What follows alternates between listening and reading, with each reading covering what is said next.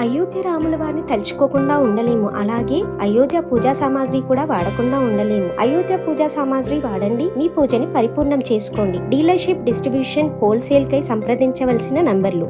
ఏఐకి full demand. Engineering సీట్లలో 70% computer science related సీట్లు పెంచాలని సర్కార్ను కోరుతున్న మేనేజ్మెంట్లు ఏఐసిటి ఈ పర్మిషన్ ఇచ్చిన 20,000 సీట్లు దాదాపు అవే అంటూ మొత్తం ఏఐకి ఫుల్ డిమాండ్ వస్తుందంట. ఆర్టిఫిషియల్ ఇంటెలిజెన్స్ తర్వాత ఇంకొకటి ఏంటంటే ఎవ్వరు కూడా కావాలంటే ఏం సీట్ కావాలన్నాడంటే సిఎస్సి అంటే మనకి తెలుసో తెలియదో కూడా అర్థమవుతలేదు, కానీ అవి సిఎస్సి కావాలంటాడు.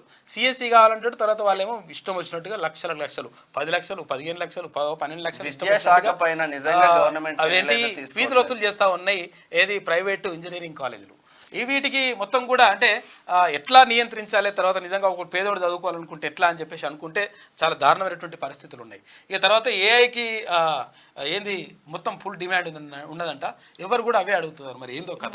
బీఆర్ఎస్ హయాంలో మల్లారెడ్డి యూనివర్సిటీ వచ్చింది, అన్నరాగు యూనివర్సిటీ వచ్చింది. కాంగ్రెస్ హయాంలో గురునానక్ యూనివర్సిటీ రాబోతుంది. ఇక వస్తాయి అన్ని 2-3 ఉన్నాయి. అసలు యాక్చువల్గా ప్రైవేట్ యూనివర్సిటీలను ఎట్టి పరిస్థితుల్లో ఈ ప్రభుత్వం ఏంటి సమర్థించొద్దు, ఎట్టి పరిస్థితుల్లో వాటికి అనుమతులు ఇవ్వద్దు.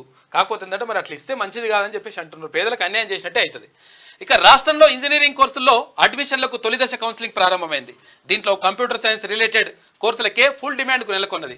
ముఖ్యంగా ఆర్టిఫిషియల్ ఇంటెలిజెన్స్ వైపు స్టూడెంట్స్, వారి పేరెంట్స్ మొగ్గు చూపుతున్నారు.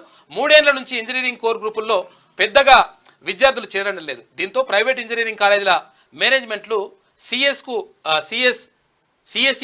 సిఎస్సి అనుబంధ కోర్సుల్లో సీట్లను పెంచుకునేందుకు ప్రయత్నాలు చేస్తున్నాయంట. సిఎస్సి అని అడుగుతున్నారు మొత్తం.